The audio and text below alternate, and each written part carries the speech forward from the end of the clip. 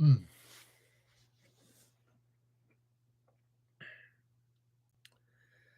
Man, I didn't think I could start a stream and be that tired. It makes a lot of sense, though. I didn't really. I went to sleep last night, or I guess I should say yesterday morning at like 4 or 5 o'clock. It was around when the sun started coming up. I know it wasn't 6 because um usually if I'm up until around 6, I'll get the temptation to go and get some Starbucks because I like the morning coffee. And I woke up, it was like 11 o'clock, a little bit after 10, maybe a little bit before 12, but it was somewhere in the 11th hour of the day. And after that I made two different attempts to try and go back to sleep, and I just couldn't. I really wasn't tired. Well, I do feel like, feel it now, but not. I didn't feel it earlier, which disappointed me because I'm always worried whenever it's a work day of like having low stamina. Like I'll take an energy drink usually to try and like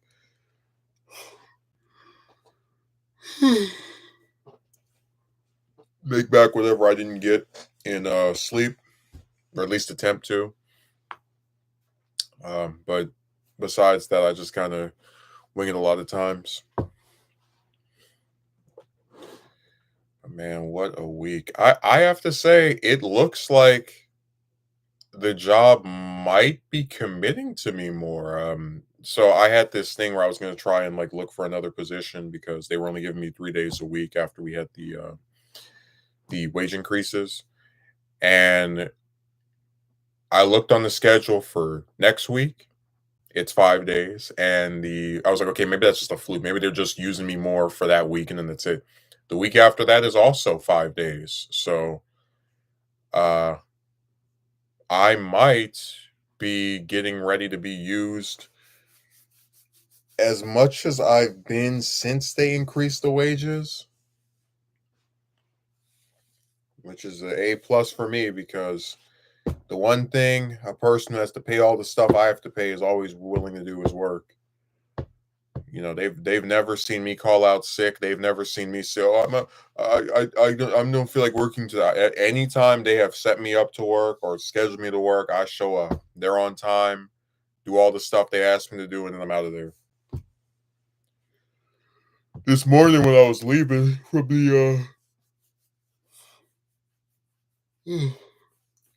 leaving from the job, they had about, I think, 3, 4 police cars down the street, and it made me a little nervous because I was wondering why they were all just huddled up in one area. I think a lot of times people have like a curiosity when they just see police around. Like sometimes I'll be driving on the freeway and I'll see officers just arresting somebody, or there's like two cars that maybe they had a collision or something happened, and then there's an officer that I guess calling him or herself mediating the situation. So I'm always curious about just seeing uh cops just out and about, like hanging around, as a group. They have the whole team ready to get somebody. Oh,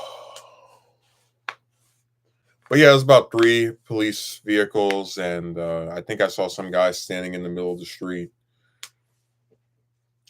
and all my coworkers were wondering, "What's going on? What's that down there?" And I kind of I didn't get close enough where I could tell what was going on, but I was trying to go to 7-Eleven that's over there, and for the second day in a row, they didn't have what I want. So I walked in there. I looked to see if they had what I want. When I didn't see it, I left. And then got on the freeway. And after that, I didn't even know I put the glasses all the way over there. After that, I just went to went here, ate some food. I debated if I was gonna just go to sleep immediately or stream today. Again, it's literally once a year I get the house to myself at hours like this, so I guess I'll try to make the most out of it. Do something a little different from the usual because you know The same old stuff can get kind of repetitive here and there. But yeah, I just man, it's so interesting to just see people and their reactions to stuff. Like I watch individuals I've known personally when they see something relating to police activity, they will stop their car and like pull over and try to drive up and get as close as they can to just hear what's going on or to see what's going on. I remember at my old house, there was a lady that it was like the house right in front called somebody on some girl or woman that was there, and they had like 4 or 5 different cars pull up. So anytime you have police activity, people are really interested. Again, I get it; it's not normal for a lot of neighborhoods, or for most, I think, for most places. And that is the first time since I've been working there that I've just seen so many officers just like right by the place. Uh, just another one of those events where it just kind of like stands out. You're like, why? What is this? What's going on? Because you're not used to seeing it. No, I'm happy if like I'm not dancing in joy yet because I don't know if they're gonna actually stick to it or not. But uh, at the very least, it looks like this upcoming week they'll be using me more than they've been using me for the past 5 or 6 weeks, and that is music to my ears because of all the stuff I have to pay.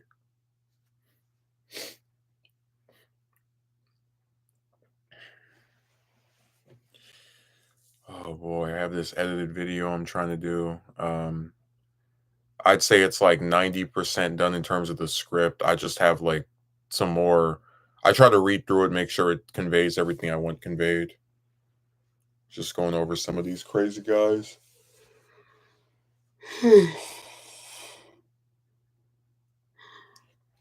And since today kicks off 3 days when I'm not working, um I had really one mission, which is to see if I can finish the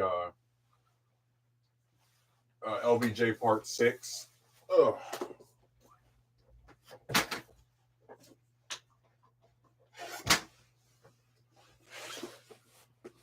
I didn't know if I would be up to just because I don't like doing stuff that I know takes several days to do on days where I have to like go somewhere and be gone for like 5, 6, 7, 8 hours. I'd much prefer a day where I can just okay, this is the one thing I'm dedicating myself from when I wake up until I go to sleep and just power through it. Because I just think that oftentimes when I try to do stuff, that I know on some subconscious level is going to take a longer amount of time than one day can really allot, even if it's one where I'm, you know, uh, not having to do other stuff. It does put me on kind of like this race against the clock thing. It's like I do believe if I really work on that particular video, it could probably be finished if not within the next 3 days, because most of the script is written. Not all of it, and I still would say there's a good amount that needs to be written, but most of it is written. Uh, I'd say if that was the only thing I did today, tomorrow, and the day after that, and considering I'm here alone so I can record it whenever I want, it would probably be finished within probably by like next.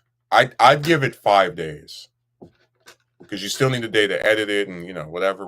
But it would be done within the week.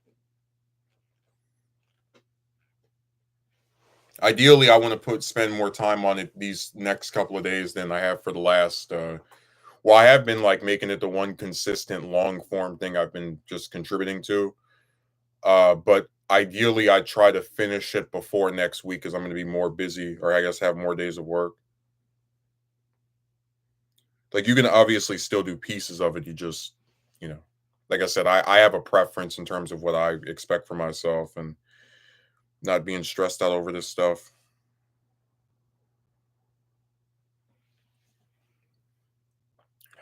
Man, what a week it has been. I'm telling you, it's like the one thing I like about working somewhere for several months, or having liked working somewhere for several months now, is that at the very least, I appreciate, some of the people you get to know, little personalities they have, little running jokes you might develop. Kind of like school a little bit, but not really. Like I have several different jokes with several of my coworkers, but the thing I thought was so fascinating is how there are some people there who it seems like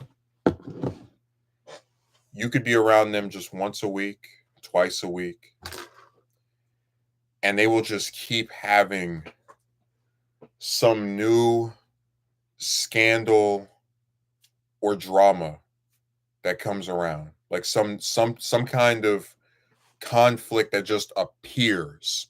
Like you won't even know about it because you're not like paying attention to them to where you would notice something with them that has to do with them and another person. So of course, like you just, hey, how are you doing? Oh, let me tell you about this thing that happened. Like, huh?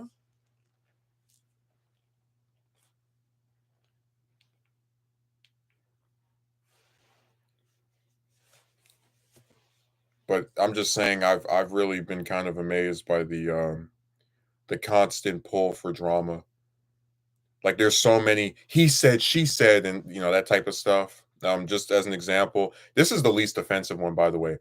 There's this like guy up there I like. Me and him like to speak to each other and have nice little interactions. And there was a girl that works there, and I guess he and the girl both like each other or something. And one of our coworkers wants them to become a couple or whatever, so she's trying to pair them up. And I was in front of the coworker and then like the female member of this group, the woman or whatever, the one that likes the guy, and they were just talking casually about, oh yeah, he came up to me and he said this like they said his name too in front of me to where the female said to like the coworker trying to pair them together, she's like, you know, hey, someone else is here. Like it's like, oh, I'm sorry, I was just laughing so hard. But again, me and the guy get along pretty well, and like I wouldn't say anything just because I don't like stirring the pot when it comes to stuff I'm not really involved in. But I don't know. You would think if you're gonna be matchmaker, especially when you're doing something as dangerous as trying to get people that work together to try dating, you would like not make it obvious. You would kind of try to like be a little more subtle about it. Hey, okay, you guys, if you want to be a couple, maybe you can discuss this off the premises of the place. Maybe you guys can come and sit in my car. I don't know, just something. But there they go.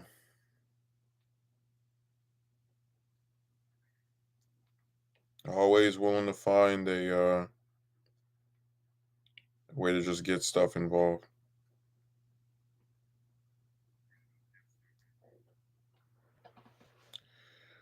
Oh boy.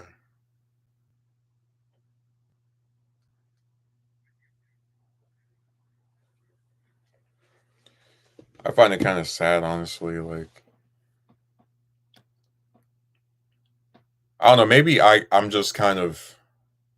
I had this one person that came out and talked about your views are old fashioned or something. But for me, I would think if I would be insane enough to try getting with a coworker, I would make sure to do it in a way where I couldn't be nailed over trying to do it. Like I wouldn't make any kind of comments that were overt that other people saw or heard or had like screenshots of or were privy to.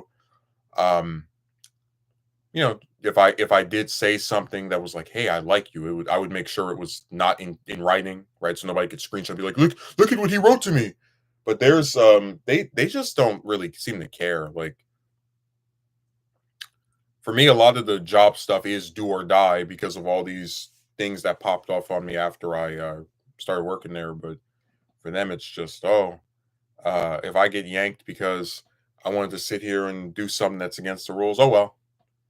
Like I've seen so many people that work there, they just casually swear and like um don't seem to really be that concerned about, hey, maybe I'm at work. I should probably try to talk a little bit more professionally. I should moderate my language because even with me, like I have a couple of people there who I'm much more comfortable with talking to in a in my like actual tone of voice. Um, so when I'm around them, I tend to not be as reserved in the sense of more maybe more prone to profanity, whatever. But it's like at least with them, a lot of times that's when we're not inside clocked in with managers walking past us every 2 seconds.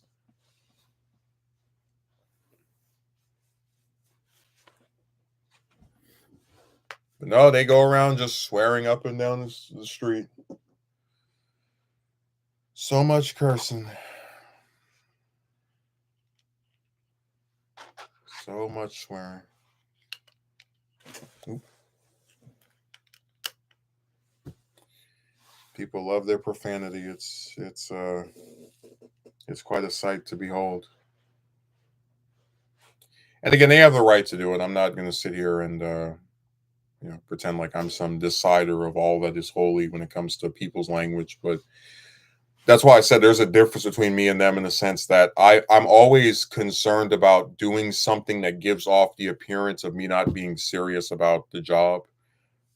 That's why oftentimes it's very rare for me to just sit there and like talk to somebody without moving something or doing some other type of activity that has me like using my hands to at least again give off the appearance of you're busy, you're constantly trying to get something from point A to point B. Some of them will just sit there talking to each other, all laughing and grinning. Oh, did you hear what she said about him? That kind of stuff, and I try to steer clear of it. Like I'll some of them will walk past me and I'll say hello or maybe I'll make a comment, but it still is me moving stuff and whatever. Like it's very rare to just see me stop in place and talk to this person about, hey, did you hear about this person? Did you hear about that? Or oh, I'm getting sick of it. That type of thing is something I stay away from because it's just too dangerous. I said before, it's a hell of a lot easier to get fired than hired. Like you could spend months and months, and I know this to be true, trying to get hired, but if you want to get fired, just say something wrong or maybe look like you're slacking off, whatever. People can call me a defeatist, but I always am privy or at least mindful of the fact that anytime these people want, they can tell you goodbye. Now you try not to give them a reason to do that. But you know, nothing is off limits, right? In terms of just we've seen, at least I have, the easiness. I hate to use that term. Let me think of something more. We've seen the lack of difficulty that it appears these people have when just throwing somebody out the door. Like whatever, you're nothing. We can get somebody else in the heartbeat to do this. So that's why I said I take this stuff very seriously. Anytime they call me, I come, unless it's like, whatever, some traffic issue or some other last minute proposal. And on days when I'm not working, I'm more inclined to just be more relaxed. Like, oh, I could go to sleep whenever I want right now and then wake up whenever I want. It doesn't matter. But if it's like a work day, I'm more mindful. Like, okay, I need to go to sleep at this time and then get up tomorrow by whatever amount of time. Set my alarm. It's just that's why I said the only time I'm reluctant to come and help them is if they start like doing things very inconsistent or they ask me to come at the last minute because I think some of the people that are in charge there forget I don't live close. So you need to like give me a few hours heads up of like, hey, we want you to come before you call in.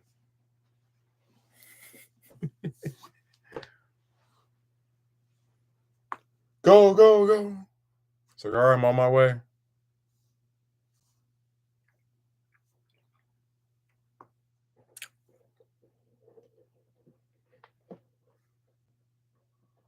Yeah, driving is real fun.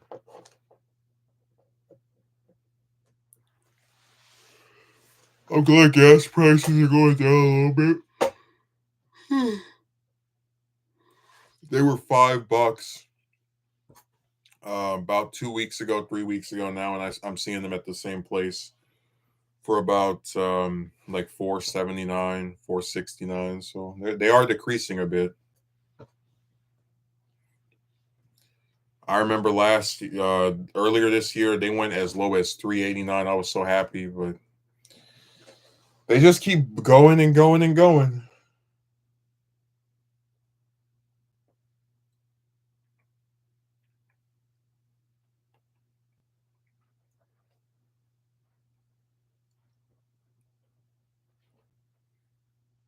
Man, I remember every time I go to the pump, I'm just sitting there like, you guys really can't pick out a price at this point. They fluctuate from as high as $6 for a gallon to now for to as low as 3.89 within the span of a year.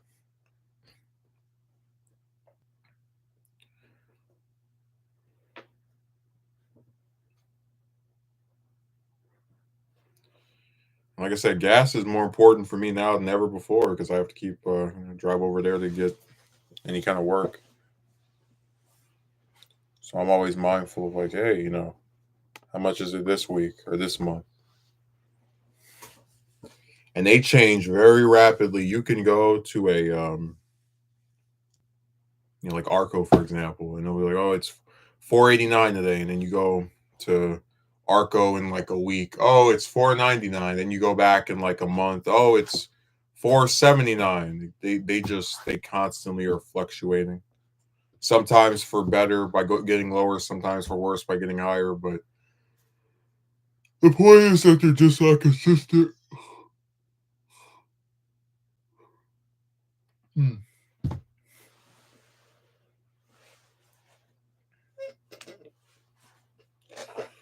These things just flip and switch on you so much.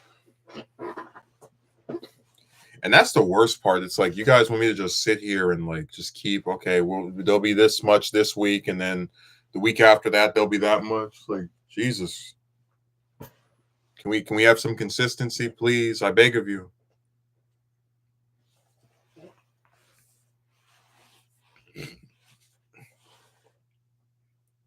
No, gas prices are awful. I mean, people just sit there and like they take it too. And of course they take it because it's a utility, so there's no way of like getting around it. But they're really bad.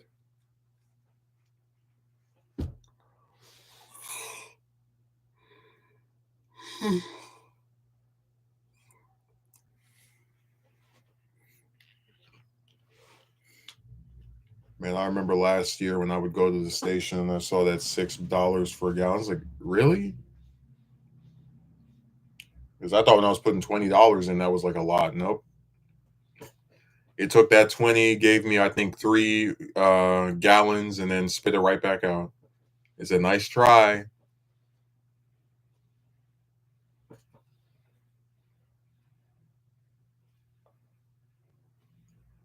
That's the biggest problem with doing all this stuff. That there's just such a lack of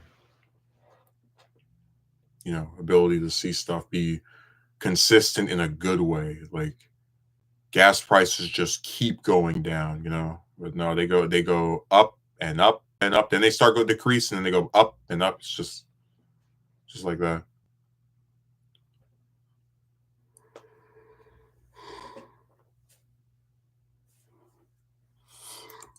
Hmm. Everything over here costs so damn much. I did have an epiphany about how people seem to like the main thing they have when they have nothing are cars. Like I've been noticing more and more as I've walked down the street or just kind of like been out at night, empty cars, like just vehicles. It's not empty cars, excuse me. Cars that have people in them that are just occupied at 2 in the morning, 3 in the morning, 4 in the morning, or they have the like dark tinted windows. Like I talked about, there was a Starbucks that I used to go to stream, And every time I would go there, I would see 5 or 6 parked cars, like, in these spaces, and maybe it wasn't the same ones each time, but it was always in these 5 to 6 spaces. There's cars with tinted windows, like, dark tinted windows, and they're there from the morning, seemingly all damn day long. Uh, and I looked at that and I said, "I don't think that's a coincidence. I think that is something that is, like, on purpose in terms of I believe homeless people were sleeping in there. I haven't been to that Starbucks in a while, but if I go back over there, we'll see it. We'll see some. And if I go back over there and take a picture of the cars that are there, I can come back in 2 3 days and see like probably 4 of the same 5 cars there. Because once they get these spaces, they really like they almost turned it into a like a private home for themselves. Like just their that becomes their house. This is their land. Now, of course, I wouldn't say anything about it because, as I mentioned before, when you're on the streets, saying this from experience, parking is one of the most irritating parts about that aspects of it, and well, besides like the food, obviously, but just it's difficult to find places you can put your vehicle and not have to worry about, hey, why are you here? Or some other type of complaints.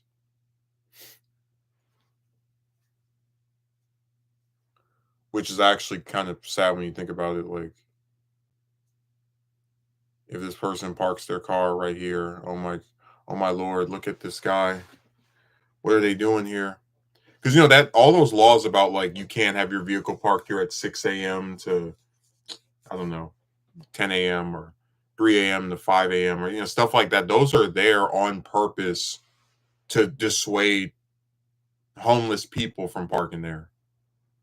Because it's at such a bizarre hour of the day where the only time like you would if you're most people be asleep when they come and decide to tow you or like cite you for violating law relating to the streets.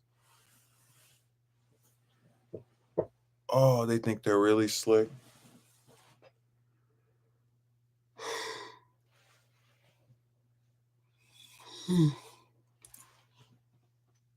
They think they are just so good at making like little stupid rules that people are supposed to follow by. They're like, haha, we got you. No, not really. We know what your game is. We know what you're up to, what you're about. But nice try.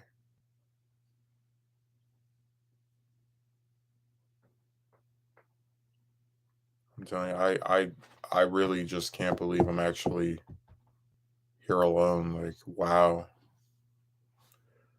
Because it's so rare when you have people like imagine getting off a shift and then someone just like starts hounding you with questions. You work tomorrow? How was it? Like just stop.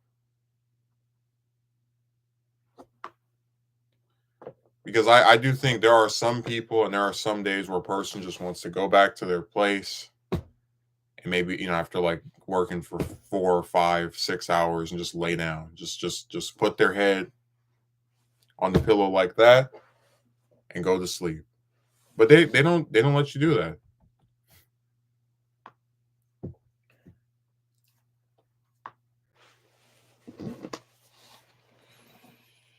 Yeah, I'm just looking at this schedule with the most cautious optimism I think I've ever displayed. Like, there's this part of me wants to go, yes, they're giving more hours, ha ha ha ha ha. But then there's the other part that's like, wait a second, we've seen this game before.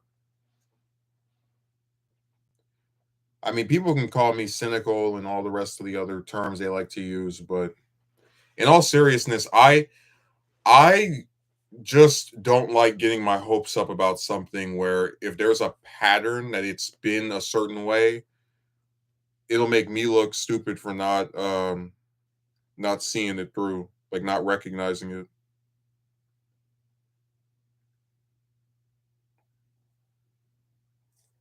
So yeah, I don't work until Sunday, and after that, I work on Tuesday. Then Wednesday, Friday, Sunday, Monday, Tuesday, Wednesday, uh,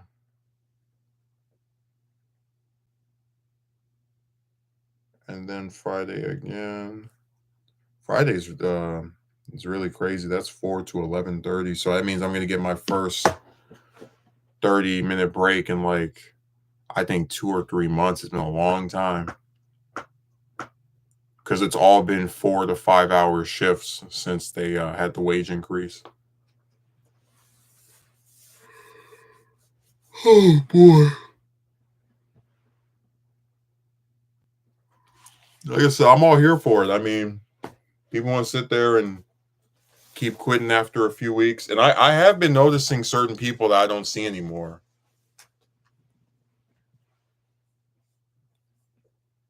Just like I've noticed the ones that they were there for like 2 weeks, 3 weeks.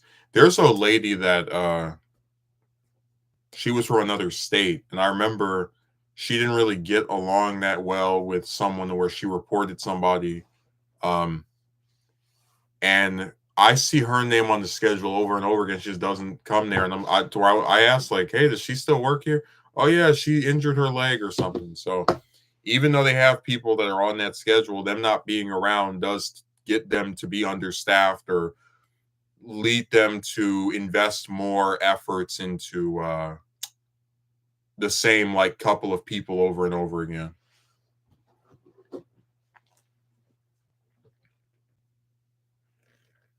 Telling you, I've seen her on that thing like 5 or 6 times, and then I go in there, look around, she's not there. I mean, heck, even with mixed signals queen, that was the same thing where it's telling there that she would be there today, and then I go in there and she wasn't. So there's a lot of that going on where like you'll look on a schedule and you'll see a name, and then you actually go there and they're not around. And if it's somebody I like, I actually get kind of disappointed because sometimes a shift is made easier by who is there, like people that you actually like being around versus someone that you really can't stand.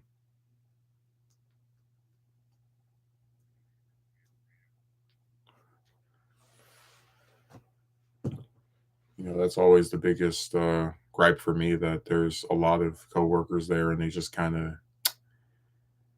kind of start blending together in a way. Like I've had instances where I'll see like two or three of them talking together. They take their break together, and I'll just be in the back cleaning stuff to my lonesome.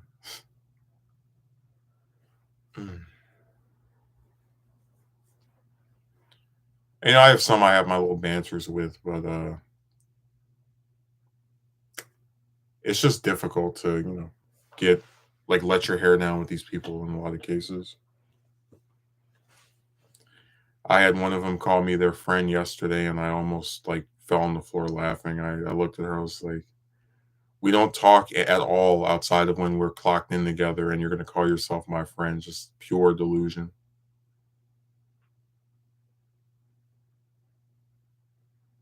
All right, so for she's like a parody at this point, like that particular lady, just in terms of how she acts and just that.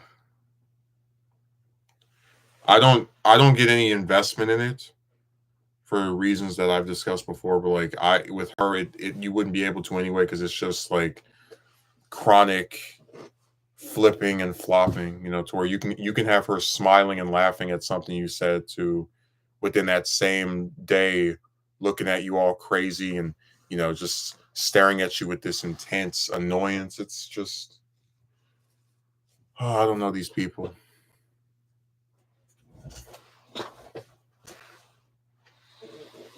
They're always switching on me.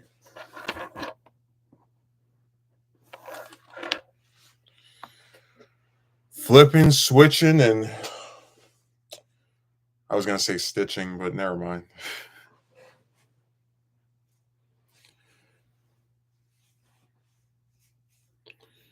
No, I'm just trying to think what the how this documentary is going to look after part 6 is done. I guess I would probably for part 7 adapt, maybe have it to where like half of that is adapting the last part of the fourth Carol book, just kind of handling the transition that happened, and then sort of from going from there and adding in because when you start getting through 64, you have the Civil Rights Act and um that election that year. So I guess that would be the basis for a possible part 8. Jem, you know you are a very aggravating character. You are a very frustrating individual.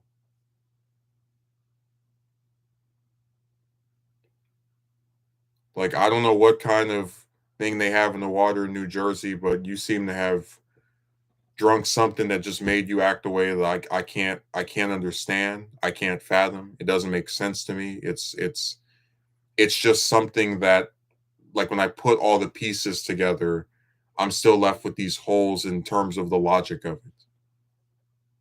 I mean, Jem is the kind of guy, he'll tell you, "Oh yeah, make this video. I'll leave a comment on it," and then month after month will pass, and he won't say anything. And you'll get your hopes up when you publish that video. Oh yeah, please. He's gonna say something. He's gonna say he liked it. Nope, no comment. That's his way of saying you made that video for nothing.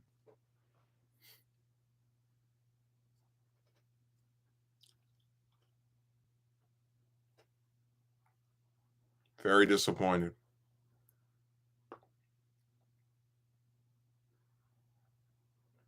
Talk about good morning. No, I haven't had any good mornings since what you did. You abandoned me.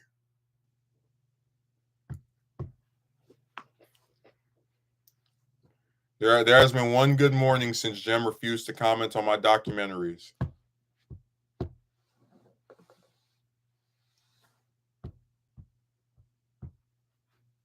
I put my blood, sweat, and tears into those videos, and Jem couldn't even write one comment. Not a paragraph, not a novel, not some big breakdown of what he liked and disliked. Just one single sentence on either video. When I put up FDR part 1, I said, "Oh yeah, Jem is gonna like this. He's gonna come on there and say, hey, I'm glad you covered somebody else, and I'm excited for this series to progress." And then, as I sat there week after week, just waiting and waiting and waiting and waiting and waiting and waiting and waiting and waiting and waiting and waiting and waiting, Jem didn't write anything. It like that was so bad, I just gave up on FDR. I said, you know what? Forget it.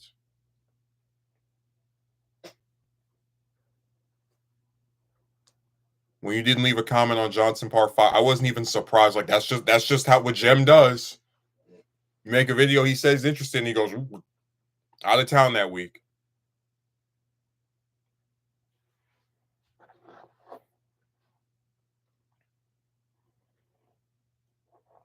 I did not even know you could. Yes, you did. I told you FDR Part 1 came out back in January.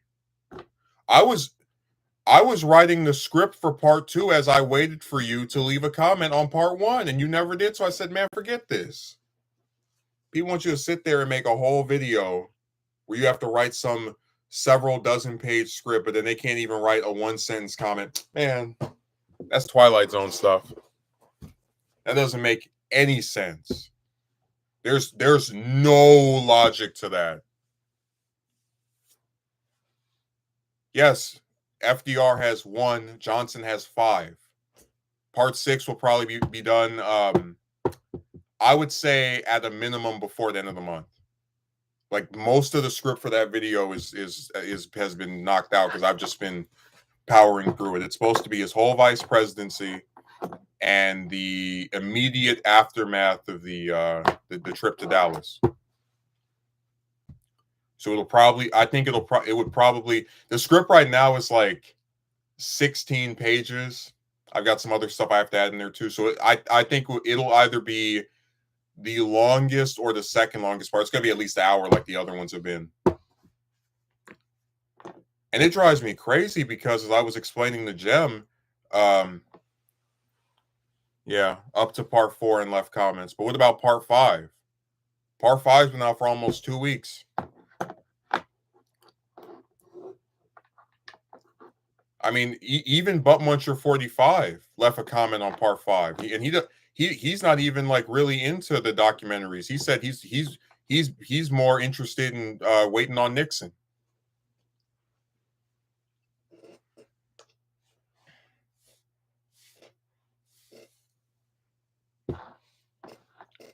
So I just don't think there's any reason why you can't leave a comment.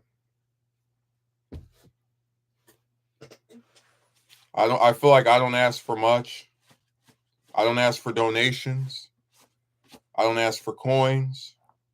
All I want, all I wanted was you to just write a comment, and that was too much. And I sat there with tears streaming down my face, waiting week after week, going, Jim, Jim. I was devastated. I said, I worked for nothing. And of course, you left a comment on everything started crumbling, leaving nothing, because that had to do with your favorite woman. And she's quite a character, I tell you. That lady is really, really, really something. It seems as if every week there's a new revelation or plot twist relating to her.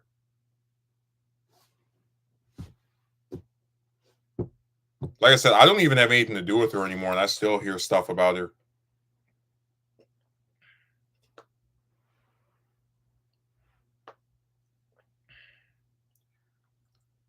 I really hope if part 6 comes out, you leave a comment because I think I've worked hard on these. Maybe that's just my opinion, you know. I don't have any incentive to do this other than just wanting to cover something in my own way.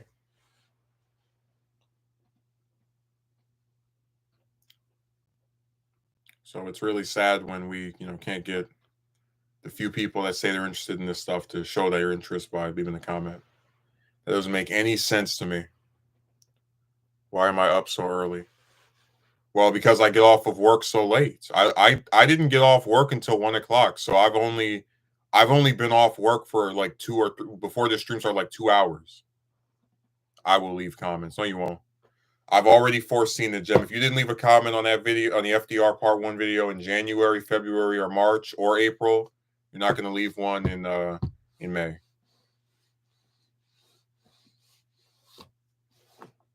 I'm very disappointed.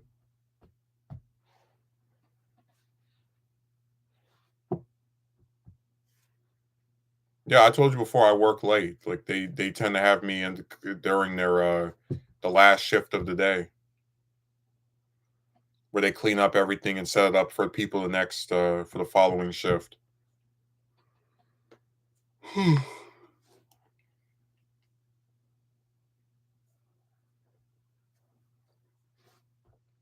No, you're not going to leave any comments. We know how you do. Oh.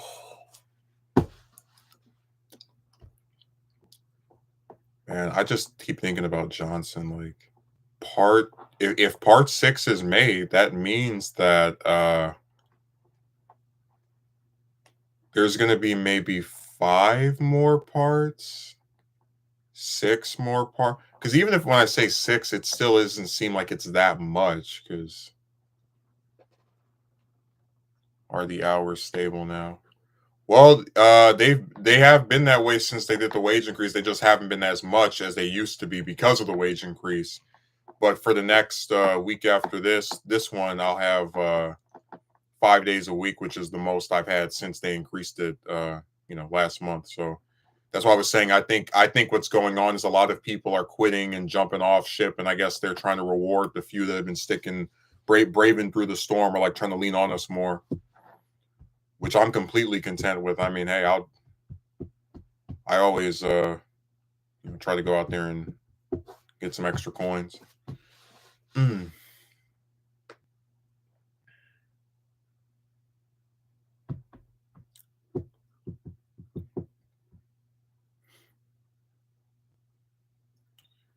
But man, when I think about it, part 7 is, I'd say it could be just the first half of 64, maybe most of 64. Um, I don't know.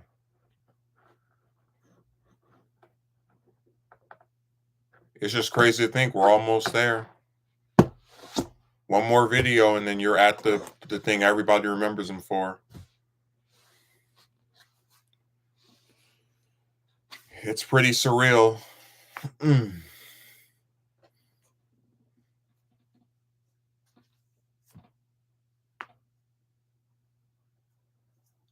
JEM is a really frustrating character.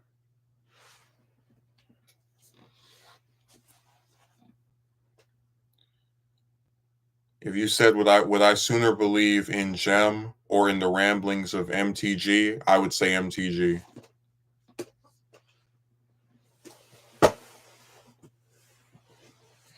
If you said would I sooner believe in JEM or the election denying of Kerry Lake, I'd pick Lake. If you said would I rather believe in JEM or the dog killing ways of Christy Noam, I'd pick Christy Noam.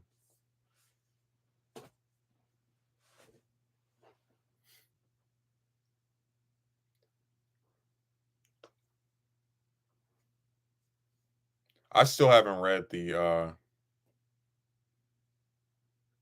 I've only read, I think, the first chapter of Noam's book. It came out like a day ago or 2 days ago at this point. I want to get to the one everybody's talking about.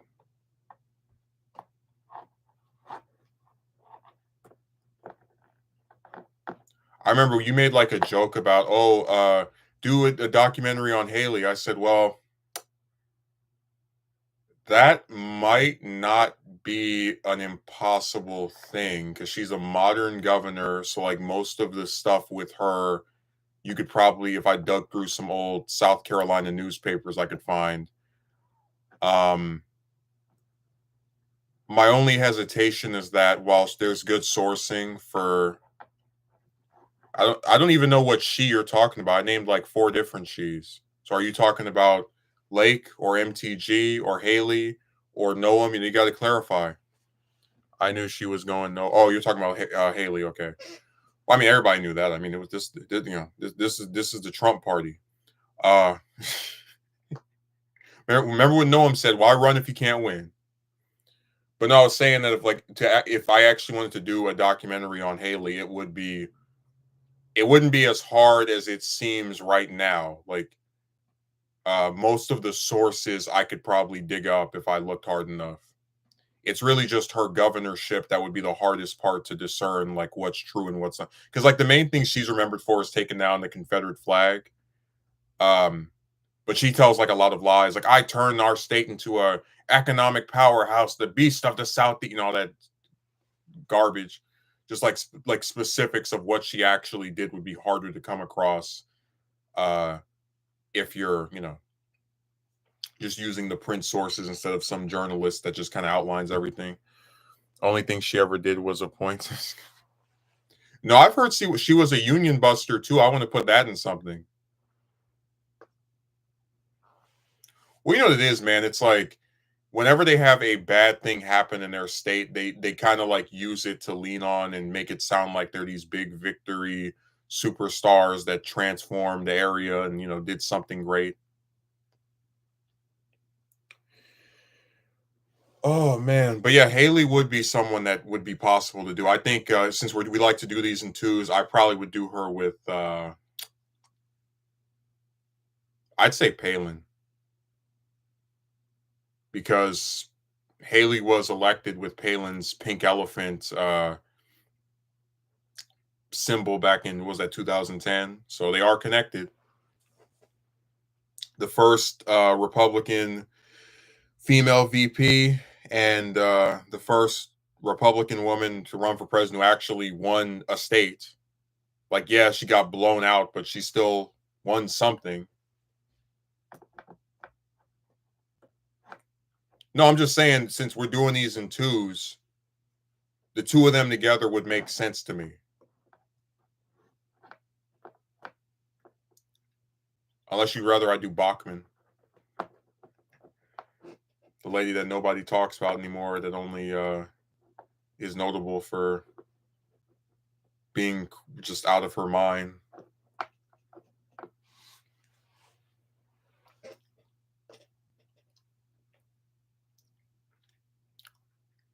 So you can pick who you like.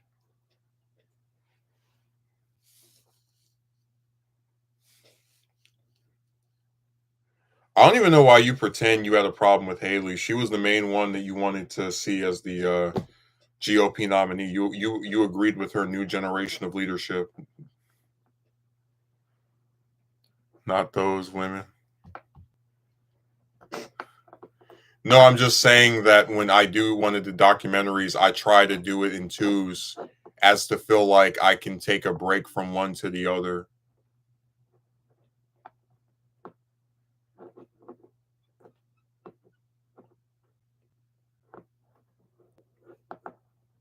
Well, I mean, I would say Trump is horrible. I would say Bush 43 is horrible. It's not about who I like. If I think the person's interesting and what they did was important, or something that should be remembered, I'll do them. Just like if I did a documentary on Jefferson Davis, that doesn't mean I like him.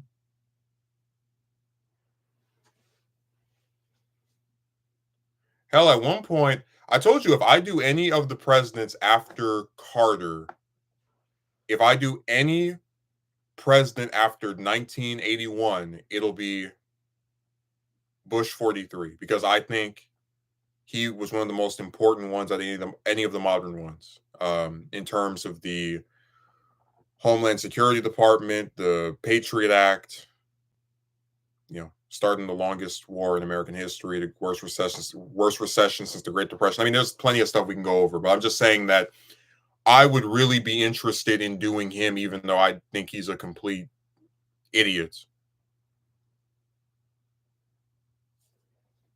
She is as interesting as a play. I mean, you can say that all you want, but look, dude, it's like this.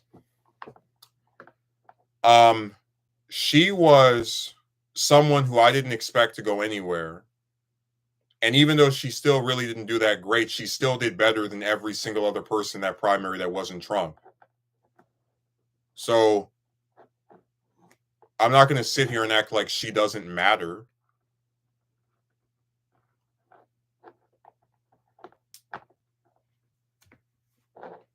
And man, like, be honest.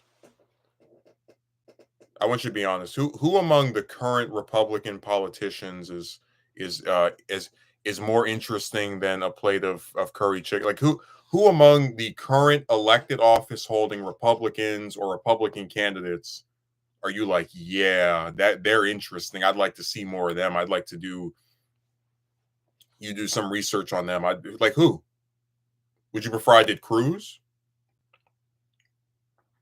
Cruz has been in the Senate for 10 years and never done anything other than filibuster and shut down the government.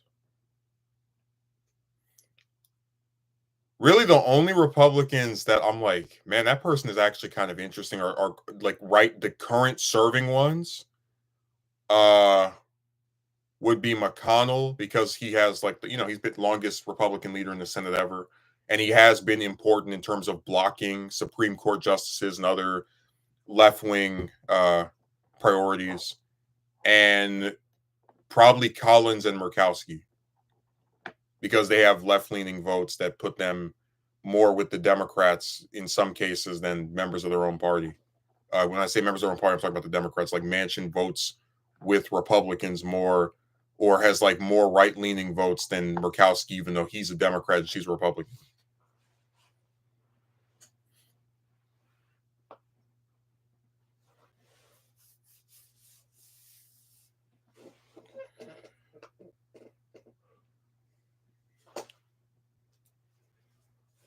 Why am I up so early? I never got to go to sleep.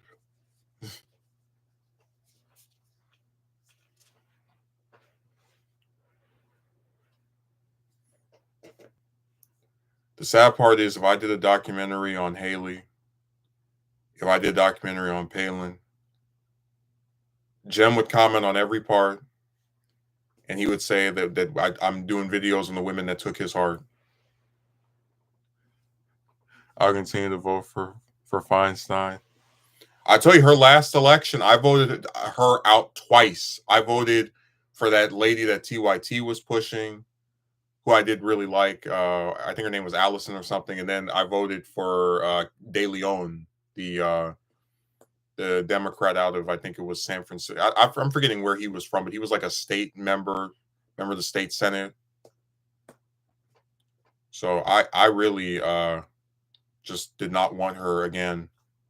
And I tried as hard as I could to get somebody else. Basically a zombie. No, it's not because well, I mean, do you mean for like the other people? Because we have a jungle primary, so even if she gets the most votes, the other person who is possibly left leaning can still come in second place and then be against her in the general. And that was her toughest reelection race out of any of the ones that she had, period. So there were a lot of people that were sick of her.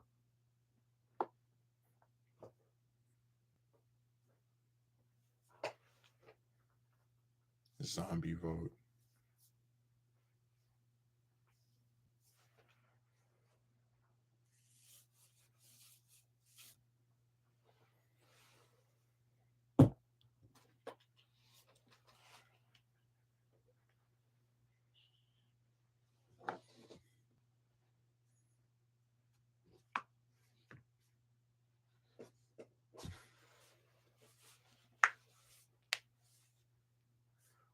Oh, Jim, did I ever tell you that I actually did see Haley in person?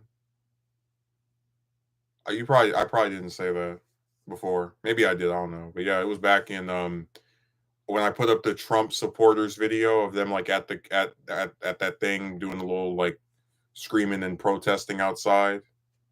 No, she came to Orange County, and I got an invite. It was a meet and greet to hear her speak, and they actually had to close the window. I was annoyed because I thought when they say meet and greet, like, hey, she's gonna go and take pictures, people shake hands. She came in there, talked for like 20 minutes, and then took pictures with I think like 5 people and then ran out of there. It was pretty lame. I wasn't smitten. I was annoyed.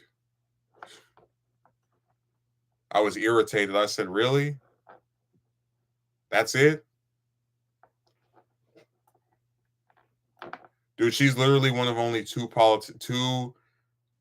presidential candidates I've ever seen in person. Bernie twice when he ran the second time, and her. They're the only ones.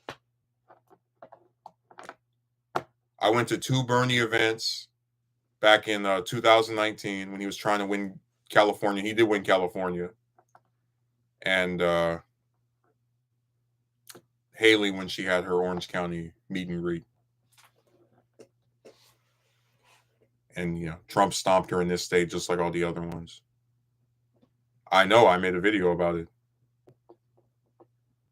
I know you don't watch my channel, Jem. It's all right.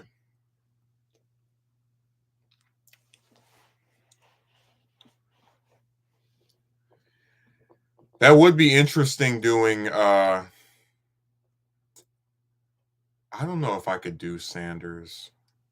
I have to think about it. Like of the senators that have been that served while I was alive, and like kind of age to where I could even really be interested in this stuff or know what's going on. The main 3 I'd want to make a documentary about would be Sanders, McCain, and Ted Kennedy. Those would be the big 3. McConnell is a possibility. Again, I just always have to like find somebody to pair the person with because if I just do one by itself, I tend to get kind of annoyed. Like after LBJ Part 6, I probably would try to start on Nixon because I have several books on him.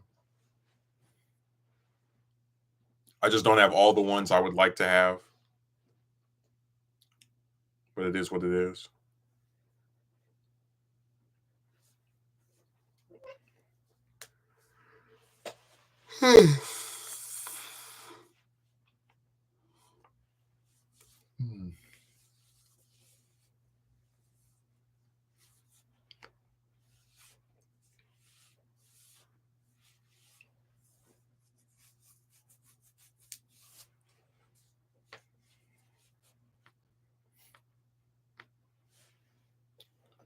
Why are you up so early? I never went to sleep.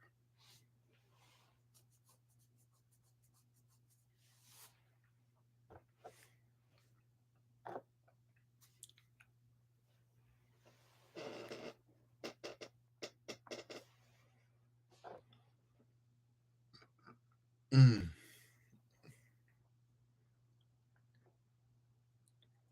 How is As Friends doing? Man, the less you hear about that lady, the better. Like, I'm not, that's why I said earlier, it feels like every time I go there, there's something weird with her. She is, oh boy. I was hoping that Megumi would show up because he's been following this saga more closely than anybody else. I was gonna save it until he showed up on the stream again because I thought he would get a real kick out of the revelations. But I think I'll wait until I see him again to go into it.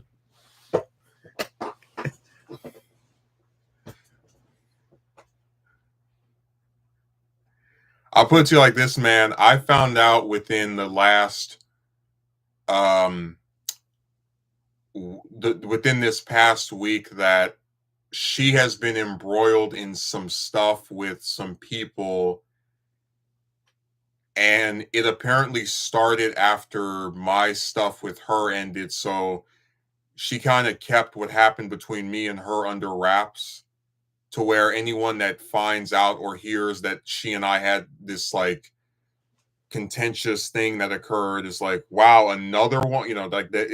It just like adds like pouring salt, like salt in the wound, basically. Like, you thought this person was already bad for these current infractions. Oh no, there was some before that too. How is As Friends doing? Well, we have a nickname for her. It's Mixed Signals Queen. That's her just flipping back and forth.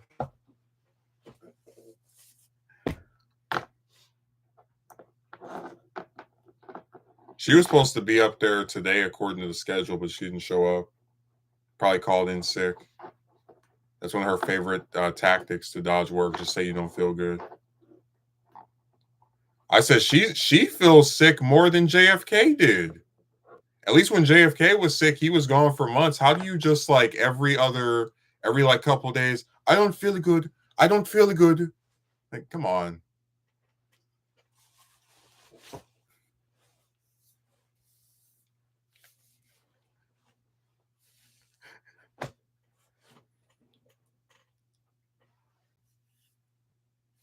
That lady is such a liar, man. She couldn't tell the truth if you paid her.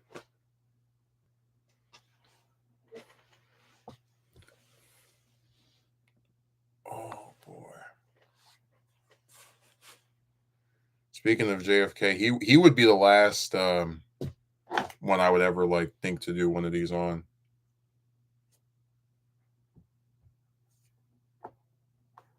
I'm dead serious. Like, you would sooner see me make a documentary on every single damn president than one on Kennedy. That would be the all the way at the bottom.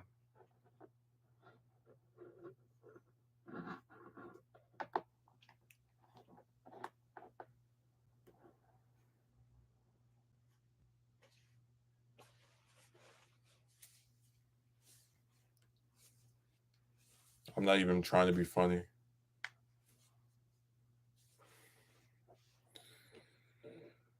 Oh man.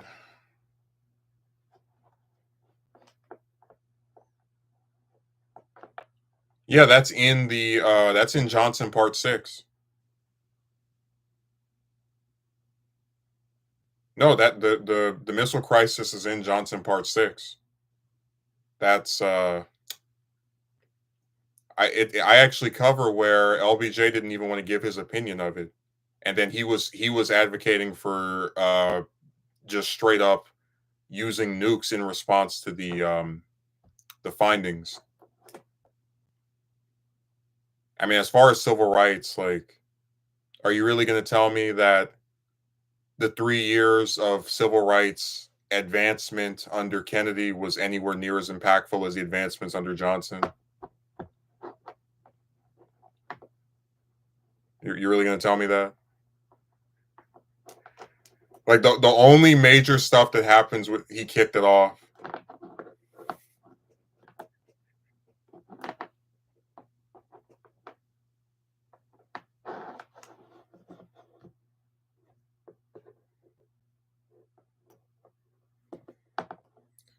Jam, I'm going to try to put this to you in terms that you'll be able to understand. I do not have the resources or even, I would say, the time to just feasibly do most people I'd like to make one of these on. Uh, I have always found Johnson to be an underappreciated historical figure and a much more interesting politician than Kennedy ever was, with a storied career that extended far beyond before he ever became president. So uh, there's really no desire by me to talk about someone like, even if I didn't do Johnson as president, the Senate years alone are interesting because you have this man who has these like ambitions to be more than what he is, who has to like capitulate to the South that doesn't want to pass any civil rights stuff, and the left leaning members of his party who feel like, yeah, you're a Southerner, so of course you don't want to do anything about this either. And he has to like hold the line, but then also appeal to both sides and get them to agree on things while saying one thing to one side and something else to the other. And then it's like, look at Nixon. Nixon was the second youngest vice president ever. He had this rapid career where you're a congressman for a little while, then a senator, then VP, and then you run for president and you lose narrowly. Then you run for governor of California, you get wiped out. People think your career is over. You can't come back from this. And you just spend 6 years in the background letting your party destroy itself, or rather, like letting them get the, knowing that this is not the time for you. And then you come back and stage one of the biggest comebacks in political history. And when your term starts, you end this war that everybody is sick of. You restore, you have relations with China, with your visits. The ardent anti-communist.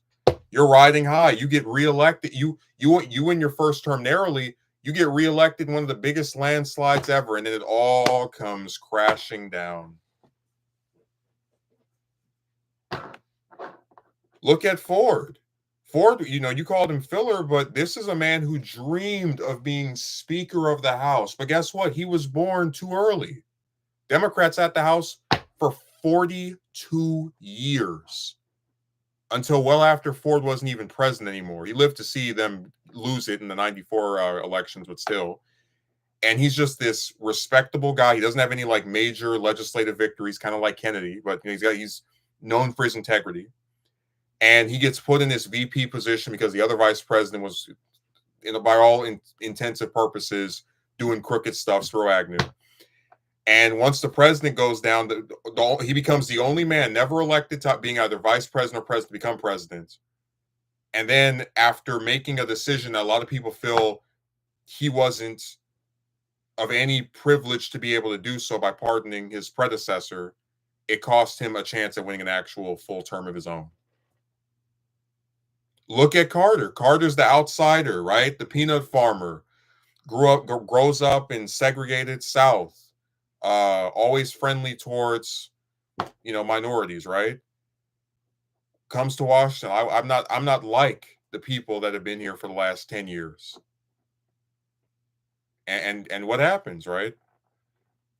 Just bad relations with Congress, uh, the Iran hostage crisis.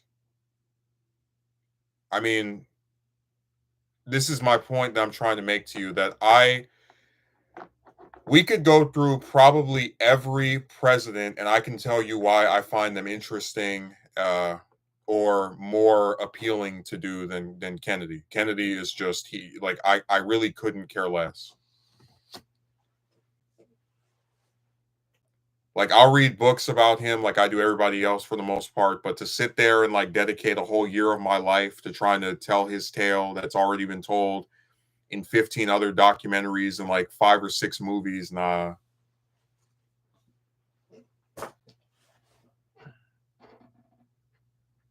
You can get mad, you can get angry, you can leave me a nasty comment, but in your heart, you know it's all true. He's just not as interesting as many of the ones that were before or after him.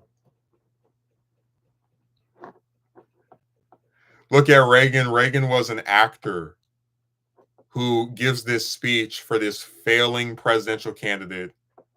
And it's so good that that members of the party are like, hey, run for governor, run for governor, run for governor. And he runs.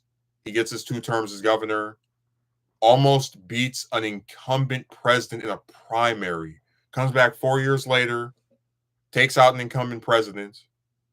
Like, Carter was the first sitting president to lose re-election in 40 years since Herbert Hoover. That's how rare that was, or they used to be. And then look at Bush.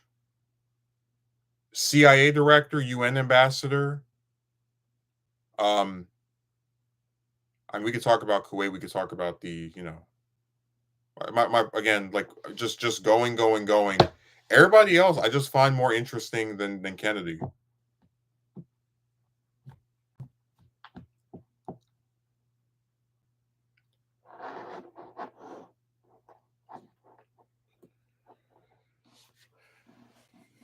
And you can get mad, but I'm just telling the truth.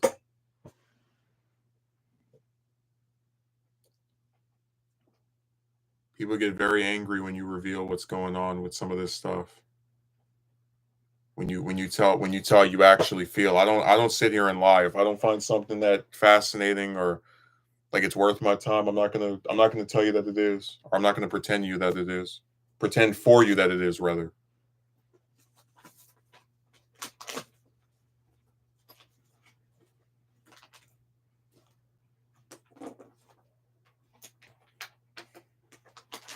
I'm not even kidding. If I made Palin and Haley documentaries, man, Jem would be watching those things over and over. He'd be sharing them all over the place. Those are his favorite women.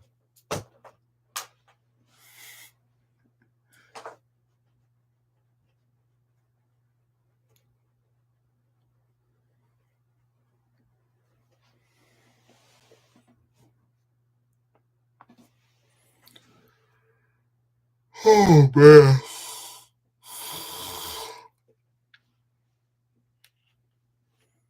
I'm telling you.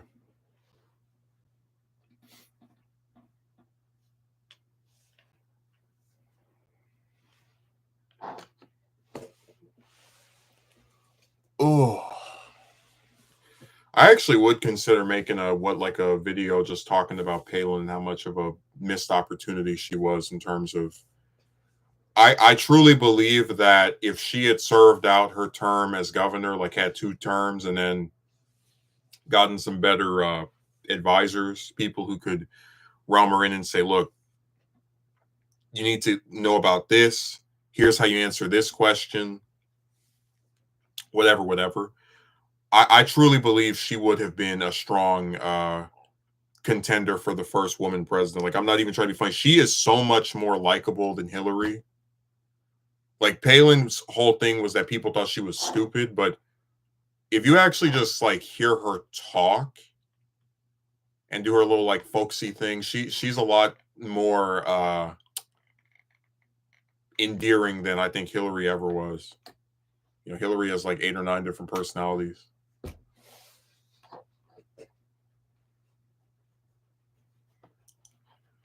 Man, I remember back in 2016, people thought that Trump might pick Palin for VP.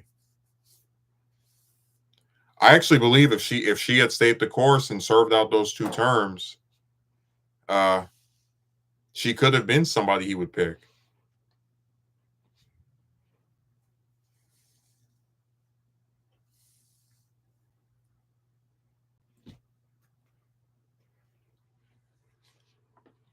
Oh boy. Mm.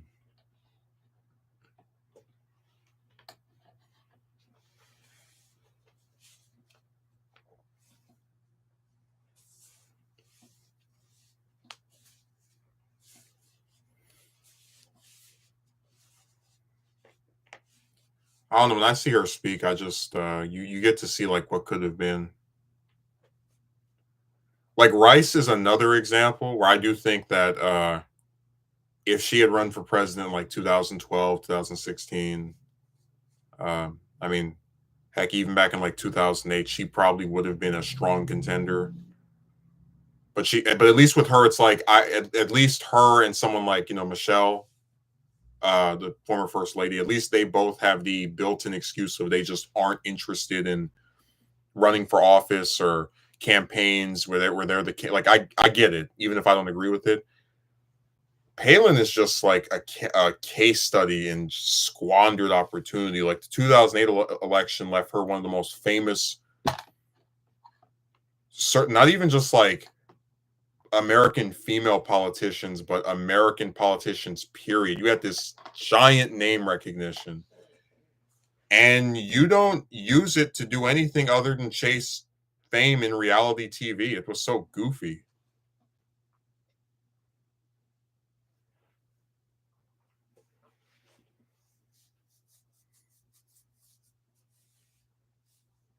And then when she finally reemerges to run for office for that House seat in Alaska, you saw that turned out. That's got to be a real like just punch to the gut to have been the governor of these people 10 years ago and then come back and run for something else, and they're just like, no, we're good. Like to win a statewide race, but then not be able to win, uh, well, excuse me, to have been able to win statewide races in the past, or at least a statewide race in the past, and not be able to win one for another office, I think is that tells you something.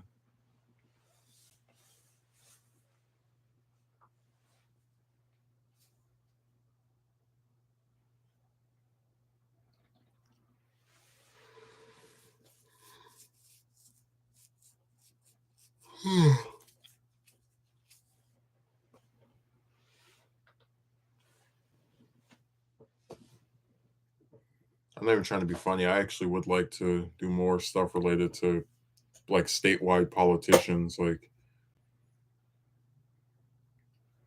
let me see. Sorry, driving. Oh no, it's fine. I don't want you to crash. I don't want you to, have your wife come on here talking about you made JEM crash because he was writing comments to your stupid stream. I don't want to get in trouble for you not paying attention to the road. I have enough things I get blamed for.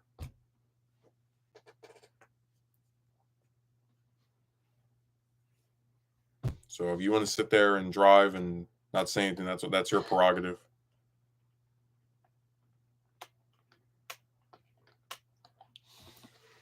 I won't have any complaint.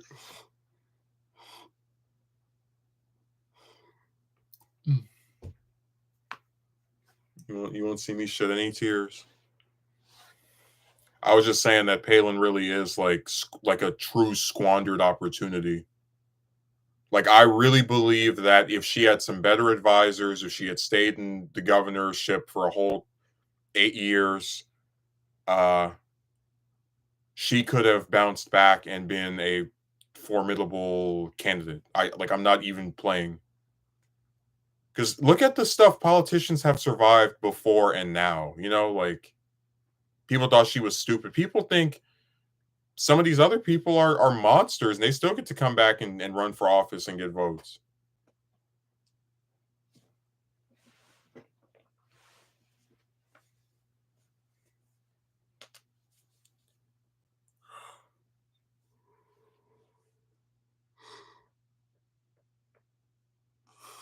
Hmm.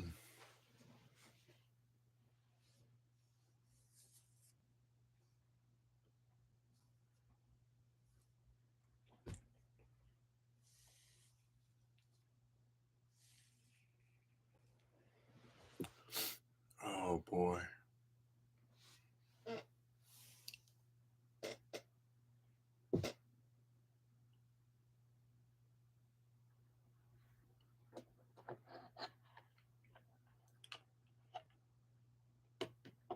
No, I was actually looking at Alabama a little bit and just showing my own fascination with that state and many of the things that have happened there. Like I remember, was it Bentley, the second to last governor they had, how he resigned over some scandal with some woman that he was cheating on his wife with, and then the current governor is like really uh into a lot of the Trump, like stuff, right? Of the whole like, oh, the election was taken from us, just that kind of crap. Uh, but again, it's just I just find like local, statewide politics interesting because that's why I made the point. I said California seems to be on like something of a resurgence. We kind of got used to just being the place where people come to fundraise, right? Uh, there's a really solid chance that in the next 10 years we could get another president from California. We could get Harris or Newsom. I'd much rather have Harris than Newsom because I think Newsom is an awful governor, but you know, such is the case. So I know that Jim's going to have his Harris 2028 stickers printed out soon.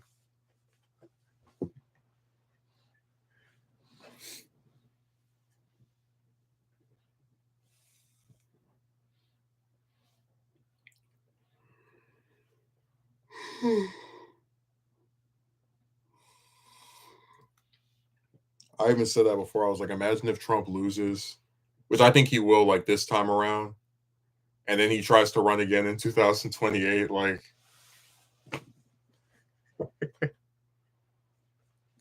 he just has this constant stranglehold over this party where they just won't let it go. They won't have anybody else as their nominee as long as he's on the ballot.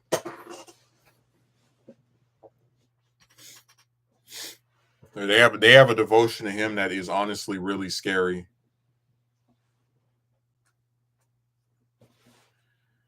I really don't like just thinking about how stuff is going to be in 4 years is so interesting because you go back to like 2016, right? Trump was on his way to getting sworn in. Obama and Biden were seemingly going into retirement. I mean, I remember Biden had a whole like day where the Senate just gave farewell speeches to him. And then 4 years later, he came right back and was in the White House. You go back to 2012, like no people joked about Trump running for president, but not, like, oh yes, he will be the next nominee. Like I remember back in 2013, 14, people were talking about Jeb Bush and Cruz and Rubio and all the rest. They weren't sitting there talking about the real estate developer. Like he got mentioned here and there, but it still wasn't seen as serious.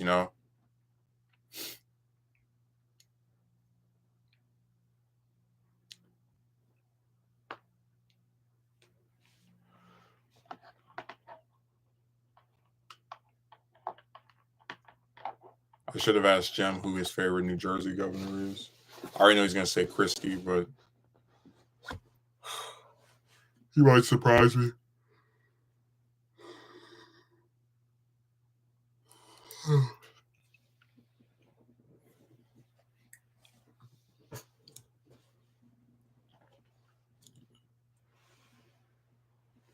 Yep, figured.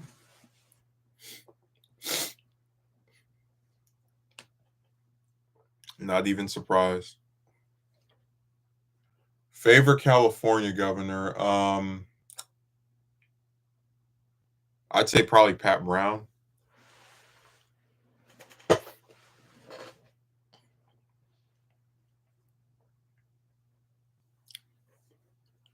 Earl Warren would be another one I'd consider for that position.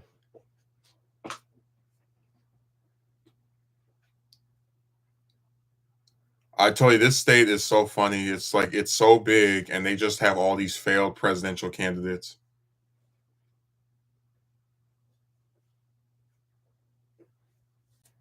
It's really comical.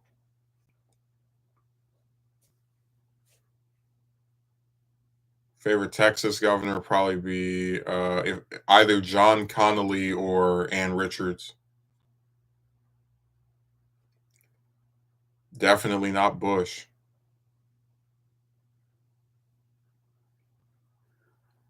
Um,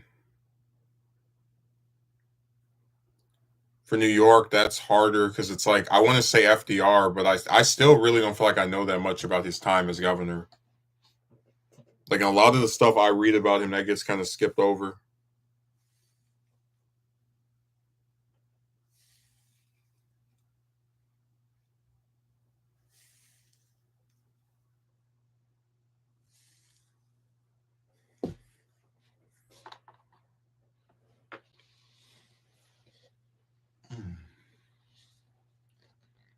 I'm just imagining Noam running for president in 2028, which I still think there's a chance she might do that because she'll probably be like, "Oh yeah, it's been years. People probably forgot. You know, they're not really talking about my dog assassination anymore." But I'm just imagining like she's at the debate and they're like, "Okay, so if you're in a general election, how are you going to counter the fact that most voters are disgusted by cruel treatment of animals when you admit in your book that you just took this dog out?" She'd be like,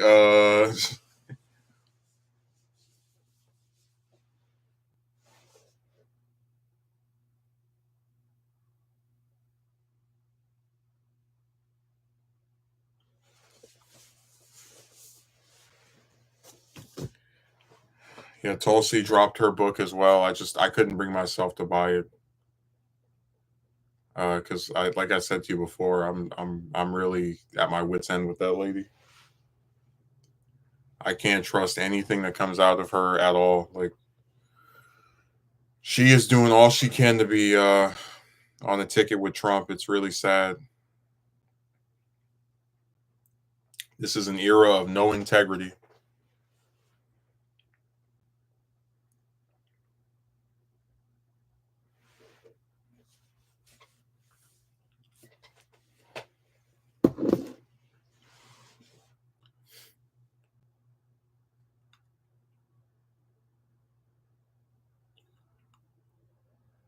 I actually was thinking of doing a video on like the Carter Trump similarities,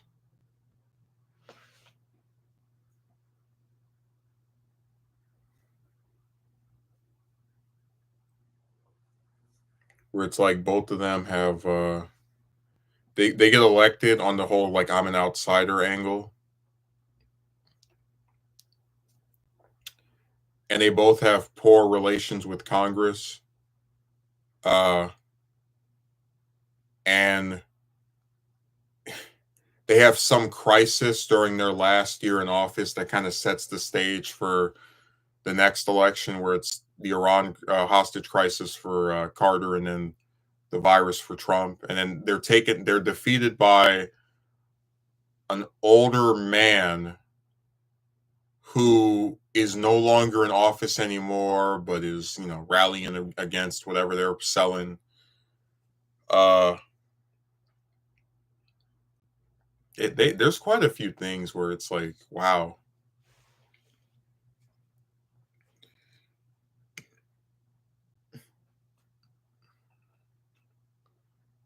Like if I think of a president that Trump reminds me of, or his term reminded me of, uh, not in terms of like policy, but just the way it went and some of the similar like problems, right? I would say Carter is like the biggest one that comes to mind.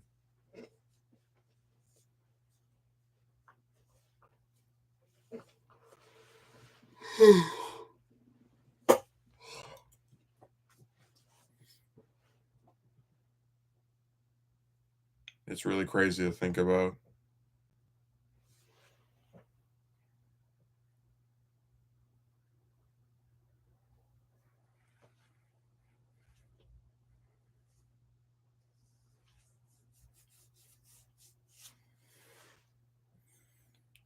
No, I'm fine with you driving. Drive all you want.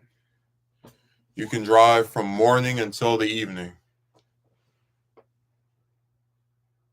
It won't be that big of an issue for me. I won't sit back and go, please, Jem, please. Oh, Truman would be another one I would probably like to do. But again, it's just a matter of all the all the ones in the that are already on the pecking order, and what I'm saying. It's like you want to do something, but then here's this other one you want to do, and there's this other one you want to do, and there's this other one you want to do. So you just can't get to it as quick as you'd like. Because again, the biggest way to get screwed when you're trying to make this stuff is to just start bogging yourself down in like 15, 20 different videos. Because then at that point, you'll feel like you're just in this oasis of things that never change, that stay, just like really redundant. You know what I mean?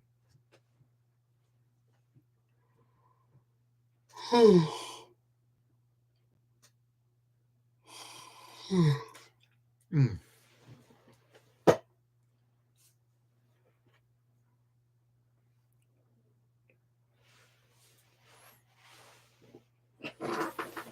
Oh man.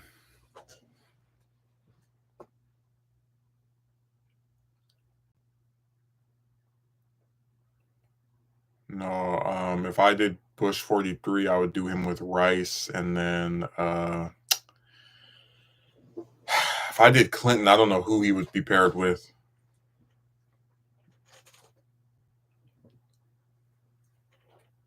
For me, it always has to do with either an ideological similarity or some kind of closeness in time.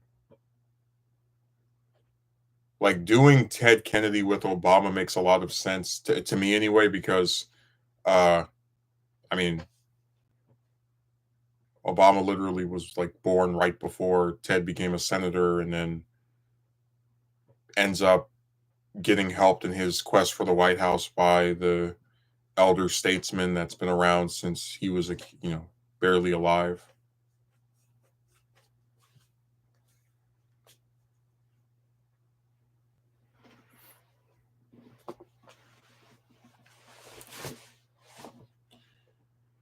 Oh boy.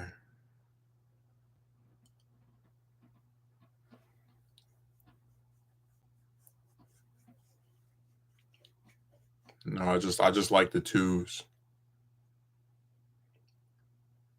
Just like next year is the centennial of Robert Kennedy's birth. I figured, that'd be a good time to just sit back and actually just do his story with Martin Luther King. And there's a lot of civil rights figures that I'm just personally fascinated by, like Roy Wilkins and James Farmer. Just like the ones that were in that same period as King that kind of just get eclipsed entirely and nobody really talks about anymore.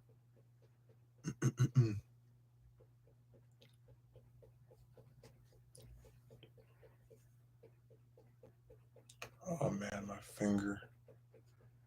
Oh, it's burning. It is burning, burning, burning.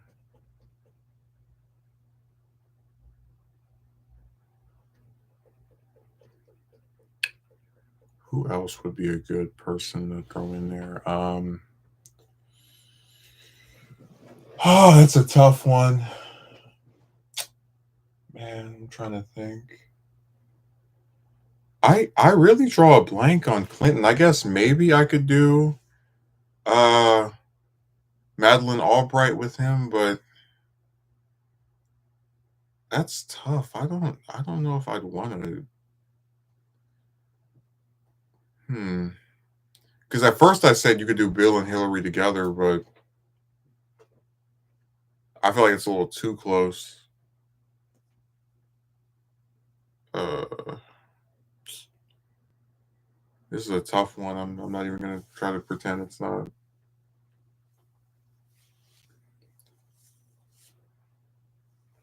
Because Albright is a notable figure in her own right, the first woman to ever be Secretary of State.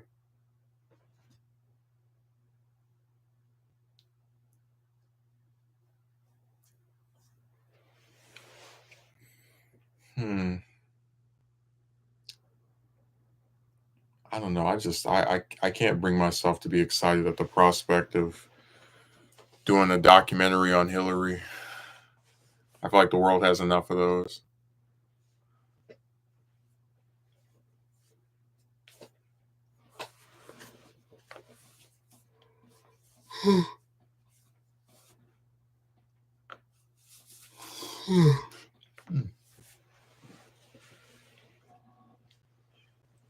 Still thought it was funny how back when the 2024 election was like, the primary was underway, all the different Ramaswamy people.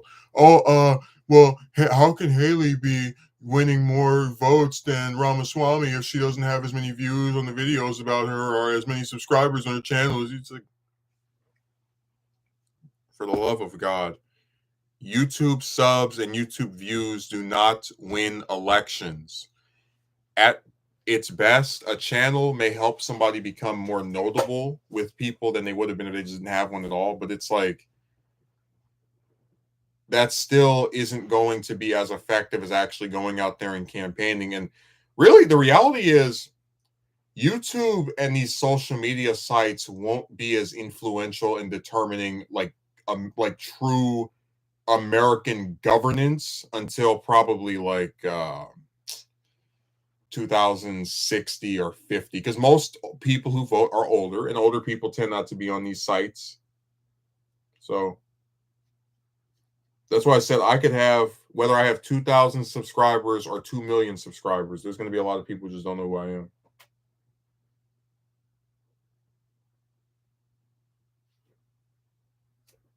And I can live with that. Of course, I still go out there and try and like branch myself out in some ways, but it's not something I'd really like sit back, losing any sleep over. Like, oh man, this random person doesn't know me. Like, no, it is what it is. Like you try, right? Put yourself out there. Sometimes people want to hear what you have to say. Sometimes they don't. It is what it is. I can't lose sight of what's important to me as a result of that.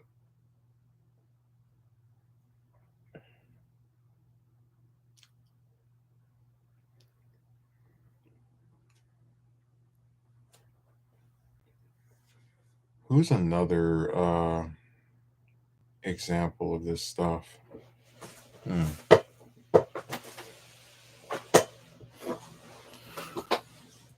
trying to think of somebody else.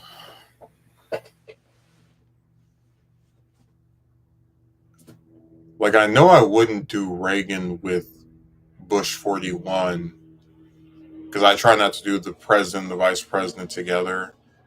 Um, and the problem with Reagan is I really don't have any books on him, so I have to go out and get like two or three of them, and then also like use my subscription to the New York Times, and probably get one for Washington Post and some other sites as well. What a great joy that'll be.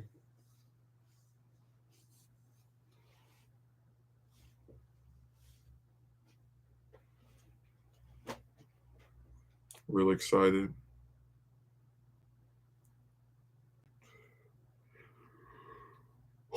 Oh boy. Mm.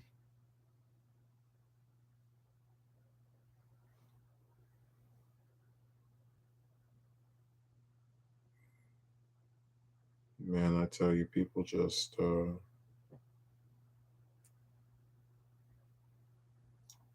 don't know what they're talking about.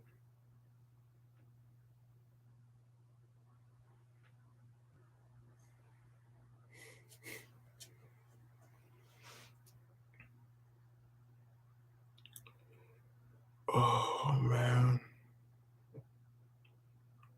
What a crazy last couple of days it has been.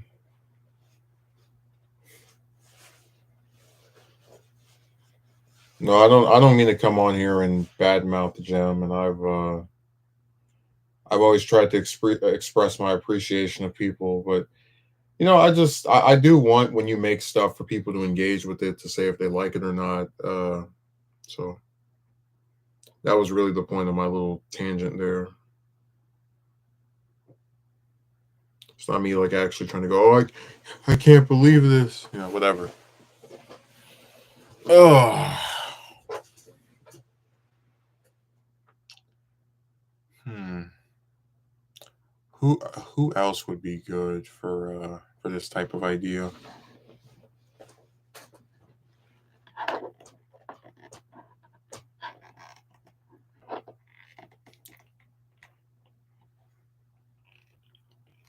Imagine we start putting people based off a job, like you do Sam Rayburn with Pelosi,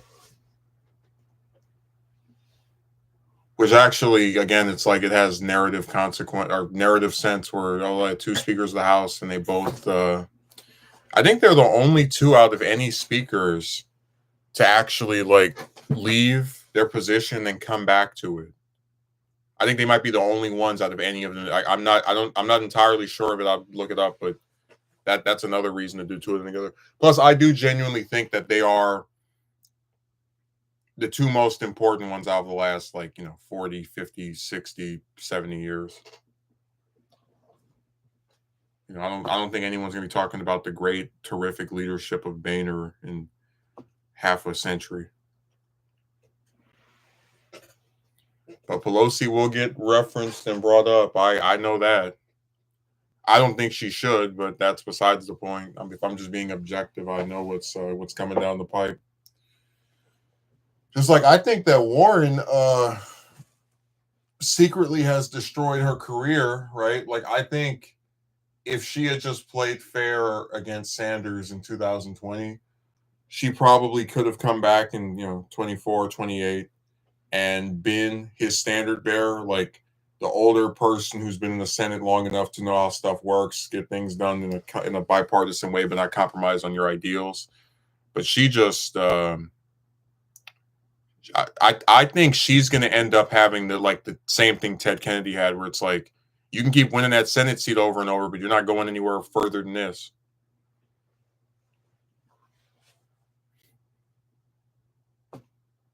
What a snake, man. It's the same thing with Cruz. Like, I remember when he used to get hyped up back in the day, but now all he does is sell books and do a stupid podcast. That's his whole career now, just podcast. I'd love for Nancy. Oh, I'm not. I have no qualms about you saying that. I agree. I'm just saying that if I'm being it's kind of like this. Do I think Obama was a great president? No. Do I think he was a consequential president? Not really. But he's going to be talked about forever. Probably more so than any of the ones after Reagan, honestly. He is a likable man with great oratorial abilities, how you say it. So a lot of the screwed up stuff he did is going to be ignored or glossed over by the general public. They're not going to talk about taking us from 2 wars to 7 or him jailing journalists or any of that. They're going to get swept up in the young president that tried to heal the wounds between the ethnicities and just couldn't do it because of how bad stuff was. That's what they're going to go and sell to people for the next several decades or centuries. It's unfortunate, but it is what it is.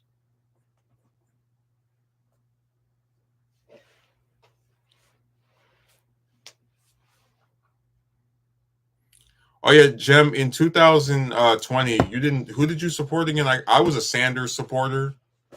I like Tulsi to an extent. Andrew Yang, Mike Gravel, Warren before she did the snake thing. But weren't you a Klobuchar guy? Weren't you like, I hope my girl from Minnesota can make it this time? And we said this time you were talking about your previous support for Bachmann in 2012.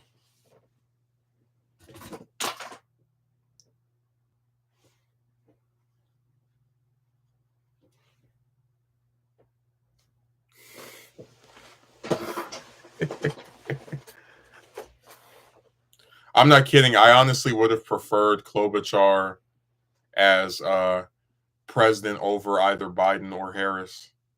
Like, I'm not even being funny because at least with her, you know what you're getting. And she's not going to do like the whole, I now support single payer healthcare 2 seconds before I went to run for president, that kind of thing.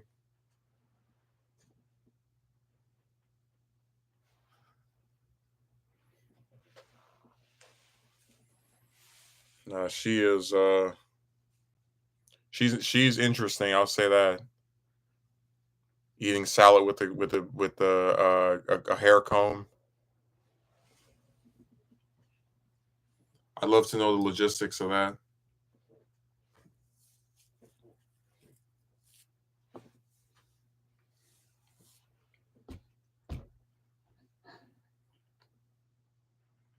I know she wrote a book on her presidential campaign. I feel like Haley will probably do that too. I was the first woman to ever win a Republican primary. It's like, okay, good for you. I'm sorry your party is so deprived of interest in having a woman win anything that it took them until what 200 years after their excuse me, over 100 years after their creation to be able to get you guys to not even like a competitive race, just win like one state. Yay. And that's disturbing. Like when you think about it, Haley came the closest to being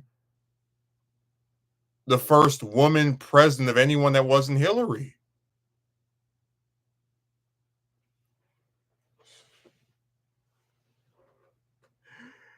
Oh man.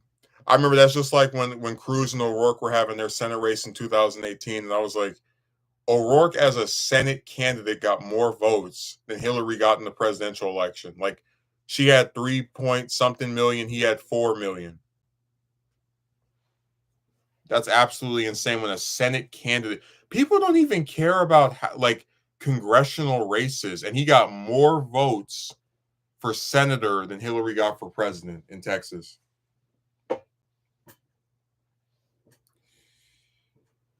Oh, just weird, man.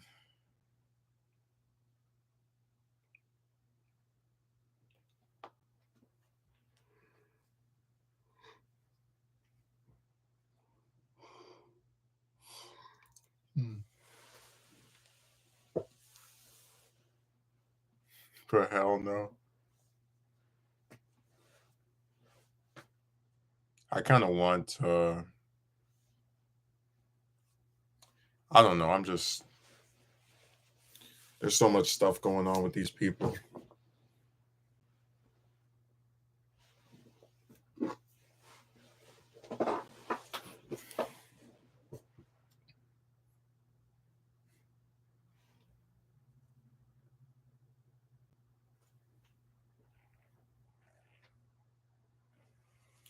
Do I feel like going to Starbucks this morning? I don't think so. I think this might be one day where when I finish streaming, I'll probably just retire. I always go that early, and I've tried to explain this before because every Starbucks around me, for some reason, have these enormous giant lines. Like it will be 8 or 9 in the morning on a weekday, right? People are supposed to be at work, and here's the line that's enormous. You damn near have to wait until the moment that they open to be able to like not have to sit in some line that stretches.